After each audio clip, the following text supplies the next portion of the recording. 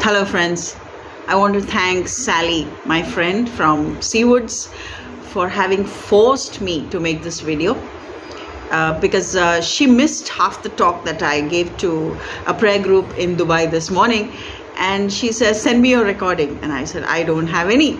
So she says, how can you do this? You have to make a recording of everything that you speak, so that others, other than the prayer group members, there may be just 15-20 people for that talk, but how will the others come to know what you have said? So I thought about it and I said, all right, for Sally's sake, I'm going to make this video. And here it is.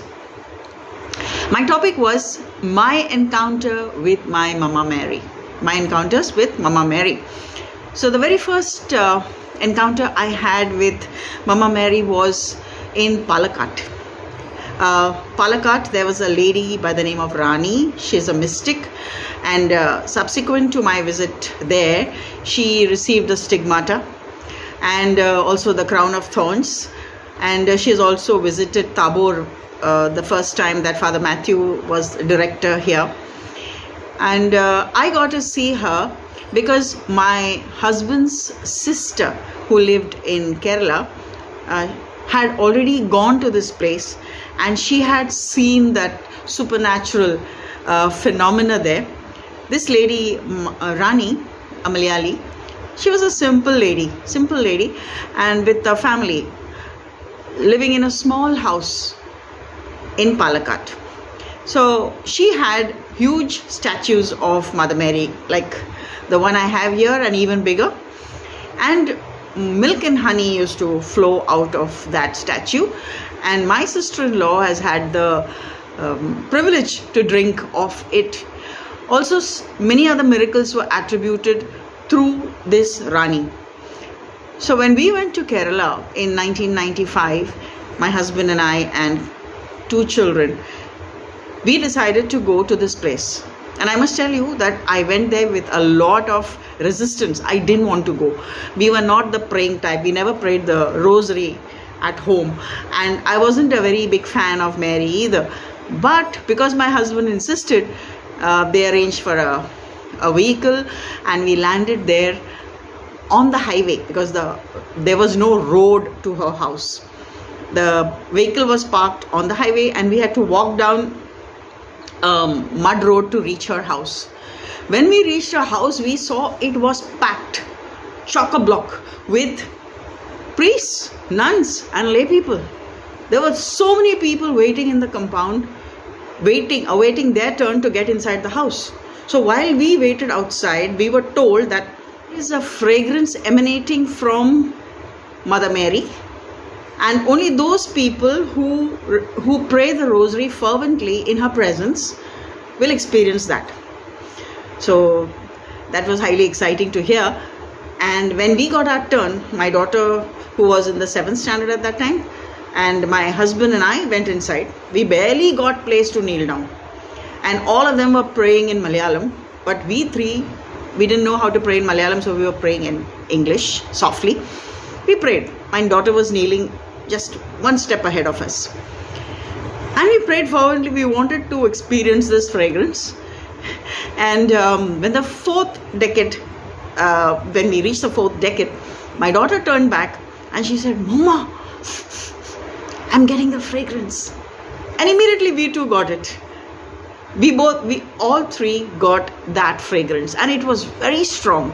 I looked around to see if anybody else was reacting. Nobody was responding as if they had, experienced that fragrance.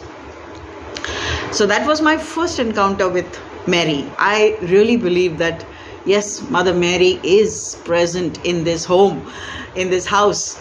And we came back, and providentially, I believe that it was Mother Mary actually chasing me and chasing my husband, interceding for us, and within 1 year of this encounter with Mary at Palakat in Kerala, both of us, my husband and I, landed in Murmur for our first residential retreat. We had never gone for any retreat till then. That was our first retreat in 1996. And that was a very remarkable retreat, more for my husband than me, because he was totally transformed.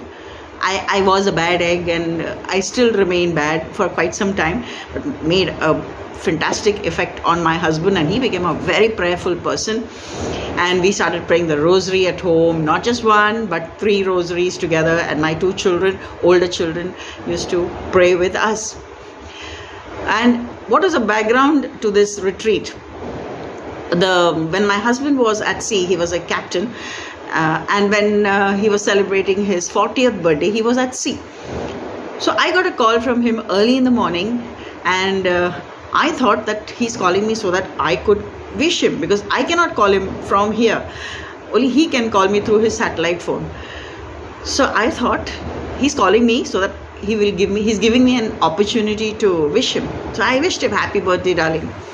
But he said, I'm going to give you bad news. I think I'm going to die. Our ship is in very bad condition. We are in the middle of a storm. My chief officer is injured, and we are in terrible danger. Please pray. Please pray. So he cut off, and I was in panic state. I called up all my relatives. I said, please pray, please pray. Augustine is in danger. I rushed with, we had a small Fiat car that time. I rushed to Mahim Church. I was attending the novenas there. I went and attended a novena, and I came back and prayed that day in whatever way I could. I don't remember praying a proper rosary or any other form of prayer, but the whole day I was anxious, and I said, Lord, please help. Lord, please help. That's all. I didn't know any other proper prayer. In the evening, my husband calls again and says, everything is calm and no life has been lost. The chief officer has been airlifted. And one important thing I want to tell you, I'm back. I will be back in December. Please book 2 tickets for Kerala. We will attend a retreat there. And I was shocked. Because just before he left for this particular ship, I asked him that, can I go with the Kalina crowd? Father James D'Souza was there that time, the first charismatic that I came to know of. He was there, and he was taking groups of people to Kerala for a retreat. And I wanted to go because all those people were my customers in the medical shop. So they used to say, Liz, why don't you come? And I said, yeah, but how can I come to Kerala? What will I do with the shop? My kids are there. So same thing was plaguing my husband. He said, nothing doing, you're not going to Kerala. You're not leaving the kids here and going to Kerala at all. And I had a fight with him about it. I said, when you are out at sea, how will you know whether I've gone or no? 10 days, I will go and come back. And I will keep my kids with my mom. Of course, I never did that, but I was rebellious. And he said, don't you dare go out of Bombay without me. And he went on the ship. And it was during that contract that this calamity struck his ship.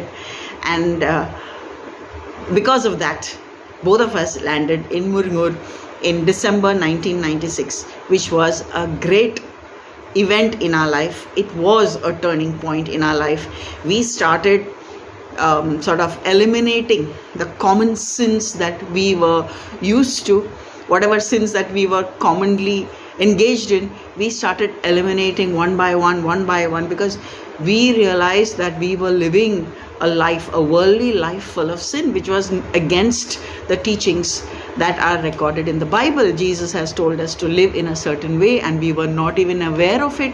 We were not living that life, and we started working on it. And I would say that my husband was my guide in that, and he did a very good job of it. All right. So that was my first experience of Mother Mary. My second experience was in Goa. That was in 1999. See, I'm telling you, Mother Mary was chasing us. In 1999, my husband found a book in Kalina, Our Lady of Egypt Church chapel. He used to go to the chapel every day. And there he found a book called Was Mary There? He was intrigued, and he read through the book, and he was very excited. He came back with the book, and he told me, stop all your work. I was cooking at that time. Stop everything. Just read this book first.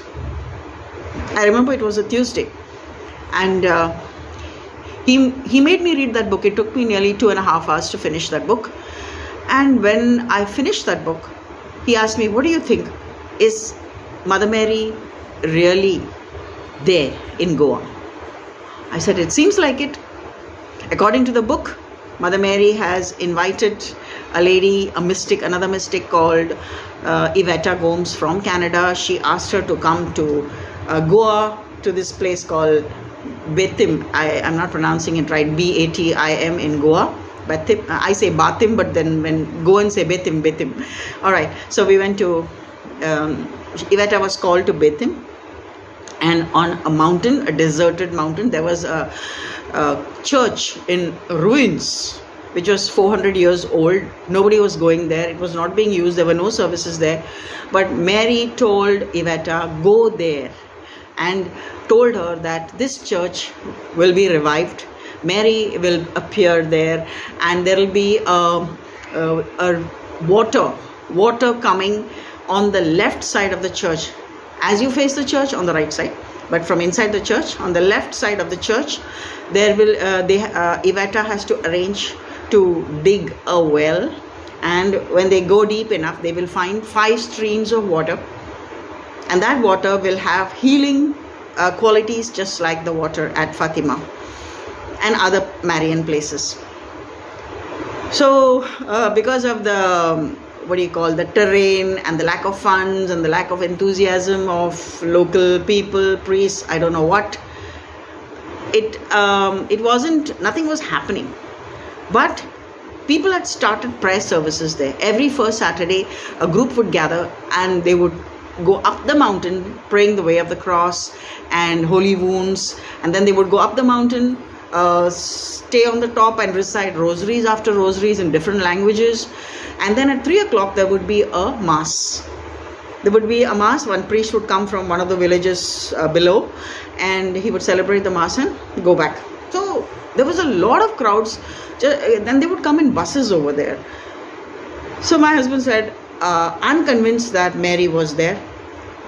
I'm going on Friday, and would you like to come along? I said, yes, of course I'd like to come along. And we went there, and on Saturday morning, we went to the place. My husband didn't drink any tea or didn't have any breakfast. I'm not sure whether he had any tea, but at least he didn't have any breakfast. I had my full stomach because I can't function without having my food. I faint, I get headache. So I'm quite still in the flesh. So he was very enthusiastic about it. Somehow he was very charged. When we reached that place at the base of that mountain, he decided to go up barefoot because there were some people going up barefoot. So I carried a cap, but he didn't have anything. He removed his slippers or shoes, whatever he was wearing, and he started climbing up the mountain, praying and going up. And I tried doing it myself. When I saw him, I was inspired, but within 5 minutes I couldn't bear the heat, and I put my slippers back on, and we reached the top of the mountain after more than an hour of climbing. Slowly they were going stages by stages, waiting, praying, then again next step, waiting, praying. So it took more than an hour, 1.5 hours or 2 hours. We reached the top. When we reached the top, I thought it was over, but no, they continued praying.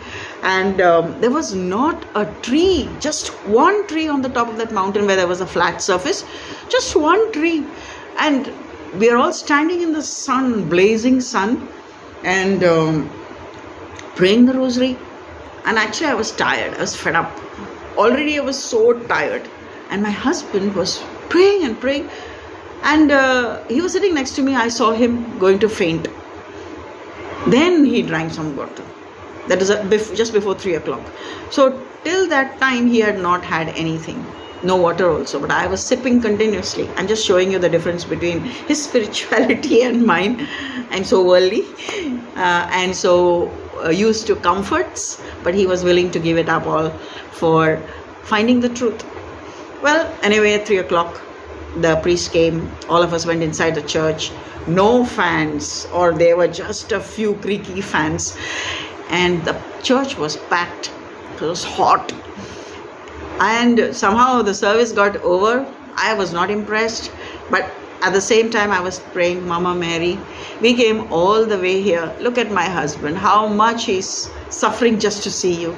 Please show him some sign that this journey was not in vain. And he was simultaneously praying for me that, Mama Mary, just show my wife some sign, otherwise she'll go back home and she'll eat my brains. So, so that's how it was. Finally, the service got over, everybody dispersed, but my husband is not finished yet. He came out of the church and there was a cross over there. So he knelt down there at the cross. He was praying fervently. And finally, he decided to get up from there. By the time everybody had gone and we had booked a car, so there was a car waiting for us, no worries. So I was going out of from the cross to the compound wall. Even the compound wall was decrepit. It was in semi-ruins. There was not even a proper compound wall. There was all mud around, etc. A mud route. Cars could not come up. I mean, they could, but it wasn't a proper road. Finally, when I got out, I saw, as I moved right, I got out of the gate and I moved right on the road, I saw a group of about 7 people looking at the sky and pointing out, and they're looking so excited. So I looked up at the sky. I didn't see anything from where I was. So I walked towards them and I said, what is it? And then they pointed. The sun was spinning. The sun was spinning at great speed, and flashes of light was just going out of the sun, in all directions, all around that sun. There were beams, shafts of light being thrown out into the sky, different colors. The sky was lit up with this spectacle. And I rushed back halfway, and by the time my husband was just coming out of the gate, I said, come quickly, and he rushed and he said, what happened? I said, look at the sky, see what is this, what happened at Fatima. The sun dance, as it is called, the sun dance was happening. And he immediately fell to his knees and he said, kneel down, let's pray the rosary. Knelt down and we started praying the rosary. We prayed the whole rosary. It must have taken 10 minutes, 12 minutes, 15 minutes, I don't know, but we were constantly looking at this sun dance happening in the sky, and we are praying in wonder. And when we finished the rosary and we said, in the name of the Father and of the Son and of the Holy Spirit, amen, it stopped. The vision stopped and it became normal sky.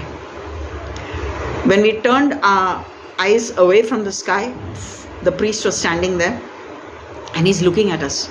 What happened? He's asking. So I said, Father, you can't see? He said, no, I didn't see anything. I said, the sun was, not I think my husband said, but the sun was dancing, it was spinning with throwing out lights. No, I'm not blessed. Maybe some lay people are more blessed than I am. He said so humbly. Well, my husband was after the priest then. He said, I'm convinced that Mary has blessed this place. I heard that there has to be a well dug here. What is the progress of that? So he said, yeah, I heard about it, but nothing has been done and nobody has told me anything that, it has to be done. We don't have the funds. We don't have the permission. So my husband said, I will sponsor the well. I will give you the money for the well. Just get the permission. So father said, all right. And he took down my husband's number. And after about 3.5, 4 months, he gave us a call. And he told my husband, I've got the bishop's permission, we can proceed. And then my husband sent the money across to him and the well work started. And when the well, it was dug pretty deep, as Mary had predicted in the book, it's written there. Mary told Iveta, when it is dug, you will find 5 streams of water. Maybe, matching the 5 wounds of Jesus. I can't remember the details of the book. Anyway, the book is named Was Mary There? So if you can get your hands on to that book, please go through it. And 5 streams were there. After that, many people donated huge sums of money, and they sort of build a proper wall around the well, they arranged for a pump, they added a lot of taps around it, and then people started stealing. Some people went up there and they started stealing the taps. So then finally we went 2-3 times after that to the place on a pilgrimage, but when we went the third time or something, it was all shut. There was no access to it. You'll have to go inside, get the sacristan, open it, etc. So holy water was available. That water had healing powers. People were collecting that water and taking it home. Holy water, miracles were being attributed to that holy water. So that was a huge sign from Mary for us. That was 1999. So 1995 was our first encounter. Second encounter was in 1999. In 2001, I conceived at the age of 41, and I gave birth to my daughter, my third child, in July 2002. Exactly 1 month later, someone who is very special to us, I don't know whether he would like us to name him, but he called up my husband and said, I've got a statue of Rosa Mystica, would you like to have one? And my husband jumped at the offer. That was just 1.5 feet high, as tall as my arm, and we brought Mother Mary home, and within few days my husband got an inspiration. It is exactly like this, but it was just 1.5 feet tall, and my husband got this inspiration. Let us take Mother Mary to the building compound. We were living in Golden Orchard 2 at that time in Kalina, and every Saturday my husband and I would take the statue of Mother Mary down to the compound. We would arrange a table and a cloth and keep the statue of Mother Mary there, and we started praying the rosary there slowly. Some people started coming. In our building there were about 5 to 7 families. They and the opposite building people from Golden Orchard 1 also started joining us on Saturdays. 7:30 onwards we would pray. And on the fifth Saturday, my husband got a chance to buy a 3-bedroom hall kitchen. We moved from Golden Orchard 2 to Pascal Square, which was a 3-bedroom hall kitchen, and we had no plans of buying a 3-bedroom hall at all. We didn't have the money for it, but we were finding it difficult in this small 2-bedroom house because three children and husband and wife and a maid, and it was difficult for it was not very difficult, but it was not so comfortable. And my husband was saying we need to move into a larger 2-bedroom hall, but we never even thought of a 3-bedroom because it was totally out of our budget.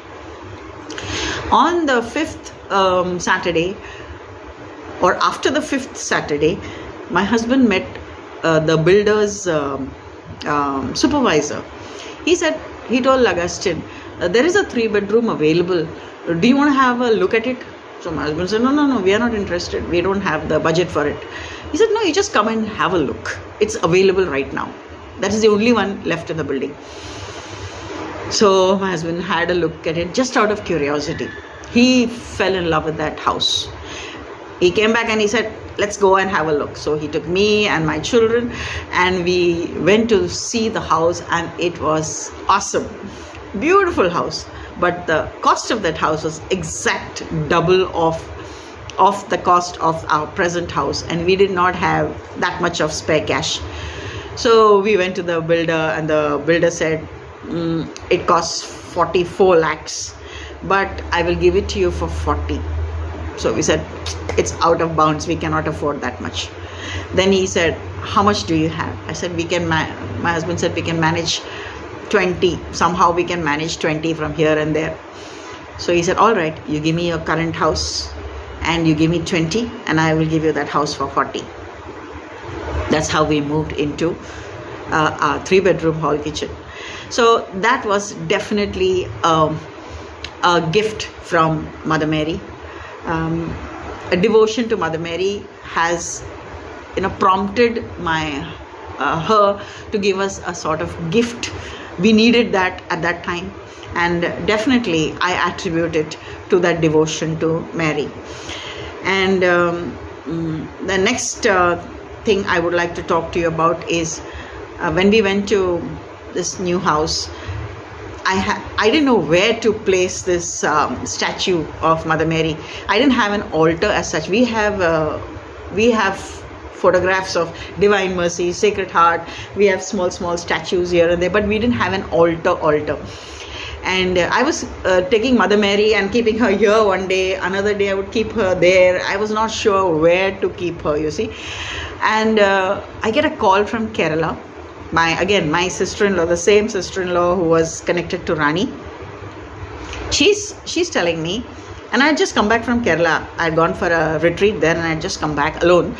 And the flight was very shaky. I came back by Air India Express, and that flight was terribly shaky. It was not turbulence. The plane was making sounds as though it is going to fall apart any minute. It was very scary flight. And when I reached back home, I called up my sister-in-law, because they were the ones who dropped me to the airport. Said, I've reached safely, but I never thought I would reach safely. She said, why? I said, because the flight was like this. So she said, no wonder. And then she gave me the name of a counselor there. She called me up and she said, who has the name Lissy in your family? So they call me Lissy or Lissa. So I said, my sister-in-law, she's just flying to Bombay. She's in the plane. So then she said, just pray for her. Please pray for her. So they thought something is going to happen to the plane or something has happened. So they started praying for me that I will reach home safely. And then when I called her, she said, thank God you called me. We were worried, but we did not mention anything to anyone because we were not sure that this message is right. Then I asked her, who's this person who told you about me? So she's a counselor here. She's a very gifted lady, simple lady. She told me. I said, I want to talk to her. So she gave me the phone number, and I called her and I said, who are you? How do you know about this? And then very simply, very humble lady, she told me, I just got this name and I was told to speak to your sister-in-law. I said, okay. And then I started speaking a little more to her, and she said, you have a statue of Mother Mary with you? I said, yes, we just recently got it. So she's saying, you have kept it in the wrong place. I was shocked. I said, what do you mean? Saying, you are shifting Mother Mary from one place to the other. Give her a proper place. I said, who told you that? And the thing is that I had not mentioned it to anybody. I had not spoken about the statue to anybody, that I'm keeping it here one day, I'm keeping it another day, another place, I'm keeping it on top of the dining table another day, I took it to the bedroom another day, because I was not sure where to keep it. She said, you are keeping Mother Mary in different places, give her a fixed spot. So I took her advice seriously, because I was surprised that she was told to tell me that. Then I prayed for some time and I said, Mama Mary, where would you like to be? And there was a nice niche in my hall. As soon as you enter the house, this new house that we had, it was a nice niche. I said, that's a lovely place. And I had put the Divine Mercy picture on top, on that particular wall, on that pillar. So I took a stool. I didn't have an altar. I took a stool, I put a cloth on it, and I kept Mother Mary on that stool. Then I called her up and I said, I have found the place. She's telling me, you have kept her on a stool. That is not the place that's not the way to keep her. Get a proper stand for the altar. Isn't that wonderful? She's sitting in Kerala. We have never met. She doesn't know anything about the details of my house. She doesn't know how my house is shaped. And she's telling me there that I have kept Mother Mary on a stool. I was stunned. And the next day I went to the market, the place where they were selling all these special furnitures, and I found the prettiest one that I could afford. a glass stand, and I brought it home, and I made an altar for ourselves. And then I called her up again and I asked her, is this fine? Is this fine? Means I didn't have any photographs to send, no WhatsApp at that time, or was it there? I don't know, but I didn't send her any photograph. She said, yes, this is the place. This is the place. And since 2002, Mother Mary was with us all the time. This time when I went to Australia to live with, to stay with my elder daughter for 3 months, I took that Mother Mary statue and I gifted it to her. I said, I think she needs it now. She needs Mama Mary in the house now. And I have got a special one gifted by my friend Neeru. And this is 3.5 feet tall. And I had two now, so I gave the smaller one to my daughter, and she's also very happy about it. And the last encounter, or rather miracle, let's say a miracle, was when my son, he decided to join Qatar Airways. He was selected out of 225 candidates. He was one of the few that shortlisted. 25 were shortlisted. And after he was shortlisted, there was no communication for 4 months.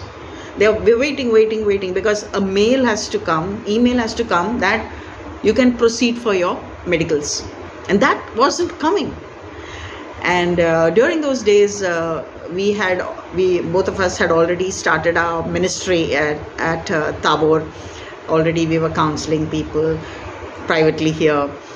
And so out of my experience and out of what we have been preaching and teaching about Mother Mary at various prayer meetings and even at Tabor, I told my son, why don't you offer 100 rosaries as a gift? And it was approaching September 8th. So I think it was July or something. And I said, why don't you pray 100 rosaries? And by September 8th, you'll finish it. And he said, yeah, I'll pray. I'll pray 10 rosaries a day, and I'll be able to complete it.